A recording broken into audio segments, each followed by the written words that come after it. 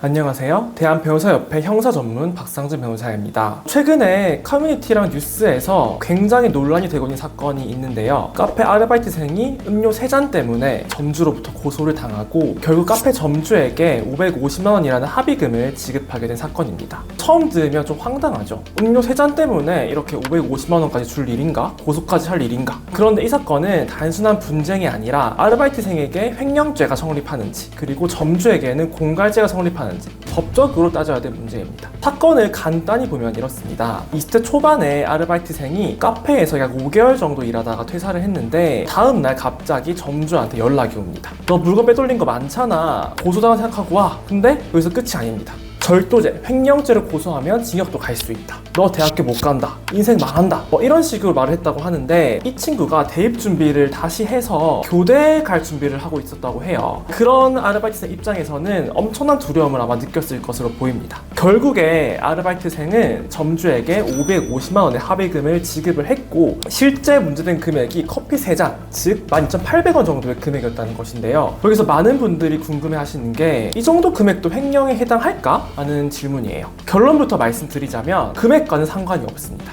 업무상 횡령이라는 건 단순히 물건을 가져갔다고 성립하는 것이 아니라 내 것처럼 가져갈 의사, 즉 불법 영득 의사가 있었는지 여부에 따라 나누어집니다. 이번 사건에서 아르바이트생 주장을 보면 에스프레소 샷 하나는 원래 버리는 거였고 나머지 2잔은 제조 실수로 폐기가 되는 음료였다고 합니다. 이게 만약 사실이라면요, 횡령죄 자체가 성립하지 않을 확률이 더 높습니다. 그래도 만약에 폐기하는 음료가 아니고 실제로 점주의 허락을 안 받고 마음대로 음료를 먹었다면 어떻게 되는가요? 이 정도 금액이면 횡령죄가 인정이 된다고 하더라도 현실적으로 벌금이나 기소유예 정도밖에 되지 않을 거예요. 그렇기 때문에 절대로 징역 간다 아니면 인생 망한다 정도의 사건이라고는 보기 어렵다 할 수 있습니다. 이 사건에서 진짜 문제는 뭐냐, 점주가 아르바이트생에게 요구하여 받은 550만 원입니다. 피해액이 12,800원인데 합의금으로 550만 원을 받았다면 이것은 피해 금액의 약 400배가 넘는 금액인데요. 통상적으로 볼 때 정상적인 합의금이라고 보긴 어렵습니다. 이러한 금액을 받는 과정에서 점주가 알바생에게 공갈 행위를 하였다면 형법상 공갈죄가 성립할 수 있습니다. 공갈죄란 뭐냐면 사람을 공갈해서 재물 등의 교부를 받으면, 즉 폭행이나 협박 등을 이용해서 돈을 받으면 성립되는 범죄입니다. 이번 사건에서 나온 표현들을 살펴보자면 점주가 아르바이트생에게 징역 간다, 대학 못 간다, 인생 망한다, 합의안에 본사가 개입한다 이런 등의 이야기를 했고 형사와 통화를 하는 행동까지 보여주었다고 해요. 이거는 단순한 설명이나 안내를 떠나서 상대방의 공포를 이용해서 압박을 하였다고 볼 수 있는데요. 특히 그 대상이 사회초년생이고 교대 입학해서 교사의 꿈을 꾸고 있는 대입 준비생이라면 극심한 공포심을 느꼈을 확률이 더 높겠죠. 이렇게 합의금을 지급을 하고 나서도 점주는 합의해주기 싫다고 하면서 합의서를 찢으며 합의가 무효라고 했고 얼마 뒤에 형사에게 고소가 되었다는 연락을 받았다고 합니다. 현재 이 사건의 경우에 점주의 공갈죄는 경찰에서 불송치가 난 상태이고 아르바이트생의 경우에는 경찰에서 혐의가 있다고 검찰에 송치를 했는데 검찰에서 보완서 요구를 해서 다시 지금 경찰에서 수사를 하고 있다고 합니다. 추가 수사 결과를 지켜봐야 될 것 같습니다. 이번 사건은 단순히 아르바이트생과 점주 간의 분쟁의 문제가 아니라 약자를 보호하기 위한 도구인 법이 약자를 겁주기 위한 도구로 사용되었다는 안타까운 사건이라고 할 수 있습니다.